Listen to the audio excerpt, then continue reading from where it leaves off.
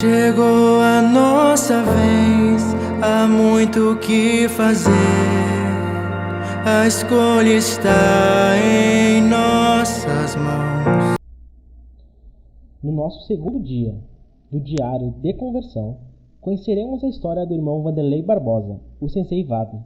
Ele nos contará como conheceu o Evangelho e o papel primordial que os membros exerceram com seu exemplo e recepção.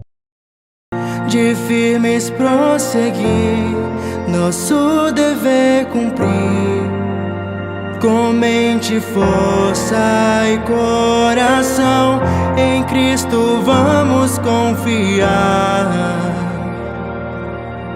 E em seu exército marchar, a grande obra está acontecendo e o estandarte vamos erguer. A pedido da obra missionária, na figura do segundo conselheiro do Quórum de Elders, irmão Jonatas, que está responsável pela obra missionária, foi-me solicitado que eu gravasse a minha história de conversão na igreja. Então, começo com minha apresentação. Primeiro, sou pai de 5 filhos, meus 5 filhos, um deles já falecido, e também tenho 2 esposas com quem estou selado no templo sagrado.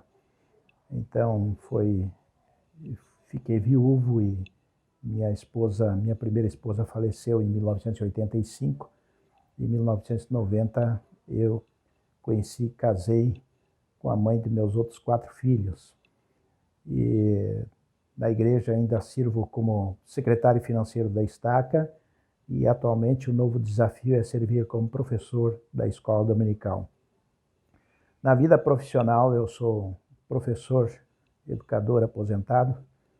Trabalhei 35 anos nas escolas do estado, do município e também em escolas particulares, além de sempre ter minha vida pautada pelas academias.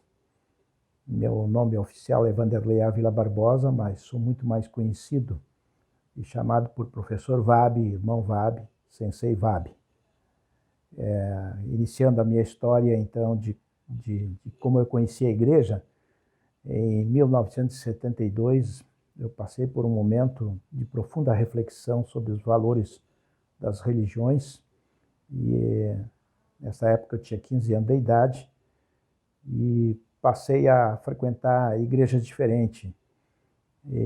Na escola eu tinha um círculo de amizades bastante restrito em função do meu próprio comportamento, de não me misturar muito com as bagunças, né, natural dos jovens. E nesta ocasião, em 1982, eu conheci um jovem chamado João Clébis Fontoura. E na mesma época eu frequentava o Senai, me formei mecânico pela escola do Senai, fiz cursos de tornearia, de fresa e eletricidade, e aí eu vou esquecer quantos cursos eu fiz lá. Eu era muito pobre nesta ocasião, não tinha recursos, trabalhava para ajudar meus pais no sustento em casa. Morávamos numa casa muito humilde em Santana do Livramento. E então eu ia de bicicleta para a escola, ia de bicicleta para o Senai e passava em frente a uma igreja, uma loja que me chamou a atenção. Saltou aos meus olhos um aparelho gravador que fiquei muito interessado. Passei pelo menos umas 3 vezes e olhei aquele gravador muito bonito e me chamando muita atenção. Na terceira vez que passei ali, o dono da loja me chamou lá dentro e perguntou: já tem muito interesse nesse aparelho, já vi que tu tens interesse. E eu disse: sim, esse é meu sonho, eu ainda vou comprar um. E ele me surpreendeu dizendo: não sei porquê, mas eu sinto que tu é uma pessoa muito honesta, tu é um guri muito bom. Eu vou fazer uma coisa aqui que eu nunca fiz com ninguém. Tu vai levar esse aparelho para casa, vai conversar com seus pais e vai me dizer, voltar aqui e me dizer quanto tu pode pagar por mês ou por semana, e esse aparelho vai ser teu. Eu fiquei muito surpreso e subi na bicicleta e fui correndo para casa. Minha mãe levou um susto muito grande, achou que eu estava confuso com aquela história, e aí então ela concordou, disse, bom filho, tu sempre ajudou em casa, eu gostaria que tu pudesse combinar direitinho as coisas para não te atrasar com nenhum compromisso. Aí então eu fui lá e ele disse, então o aparelho é teu, já podes levar para casa. Obviamente foi um dos momentos mais felizes da minha vida até então. Primeiro pela confiança, segundo por ter conquistado aquele aparelho. Depois disso, enquanto isso, nesse mesmo tempo eu conheci o João Clébis Fontoura. Na escola ele observava que eu chegava com o kimono, sempre suado, cansado, mas muito animado. E ele chegou e se aproximou de mim e me perguntou, tu faz judô, não é? Sim, eu faço judô. Puxa, muito legal, eu adoro judô.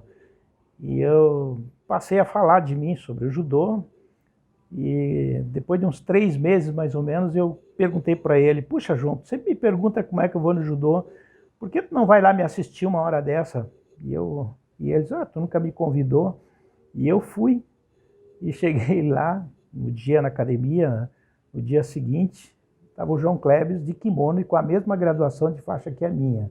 Eu já fazia 3 anos que estava praticando, e tinha graduação de faixa verde, na época era muito raro um faixa verde, era uma das maiores graduações do estado, normalmente eram monitores. Aí o que ele fez? Eu disse, João, como é que... eu sou judoca. E eu fiquei tão feliz com aquilo, enfim, passamos a conversar sobre judô por muito tempo. Depois, o professor de história deu um trabalho de história sobre a origem das religiões, sobre as diferenças das religiões. E formatou 5 ou 6 grupos dentro da nossa turma. 6 grupos de 5. A nossa turma era aproximadamente de 30 alunos. E o nosso grupo ficou com o João Clébis Fontoura. O grupo do João, todos se batizaram, todos são muito ativos e cresceram, acredito, muito mais do que eu. Um deles já faleceu, que é o Hamilton Nunes Dutra. Aí então ele disse, nós temos todo o material que se precisa para pesquisar as diferenças das religiões. Então podemos fazer lá na minha igreja, disse o João. E aí todos nós os 4 olhamos um para o outro, claro, sem dúvida. Chegando lá na igreja, eu me apavorei. Nossa, essa igreja aí dos mormons, nem morto não entro. Tu é louco, João, tu pertence à igreja de espião aí, esses americanos aí roubam o dinheiro dos brasileiros. O João deu uma risadinha e de alguma maneira ele me explicou que não era assim, isso não... Pelo contrário, os Estados Unidos ajudavam muito o Brasil naquela época. E eu entrei, baseado naquela confiança.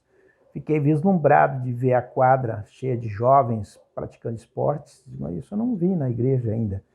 Vi depois jovens fazendo teatro, e fiquei vislumbrado com tudo que eu estava vendo. Pela primeira vez eu estava entrando dentro daquela igreja que me apavorava.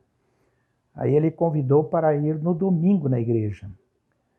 E chegando lá no domingo, ele me apresentou, apresentou os líderes, apresentou as salas, e aí foi lá na reunião, no salão sacramental, e então disse, aquele lá é o nosso bispo. Aí quando olhei o bispo, ele abriu os braços e veio na minha direção e disse, eu sabia que tu era honesto. Era o dono da loja que me vendeu por confiança aquele gravador. Sabe, eu até me emociono até hoje de lembrar daquele momento, de saber que aquele homem era um bispo do Evangelho do Senhor e reconheceu em mim as qualidades, as virtudes de uma pessoa preparada para receber o Evangelho. Obviamente demorou um tempo para eu me batizar, porque tinha muitos tinha muita dificuldade com a minha antiga crença da igreja, mas enfim, eu fui batizado, minha família foi, e hoje eu me sinto muito feliz, me sinto realizado. Eu sei, sem sombra de dúvida, a cada vez que estudo e adquiro mais conhecimento sobre a estrutura e a organização da igreja, especialmente nesse ano que estamos estudando Doutrina e Convênio, que é a Carta Magna da restauração da Igreja de Jesus Cristo sobre a face da terra, cada vez mais eu estou convicto de que esse evangelho é verdadeiro.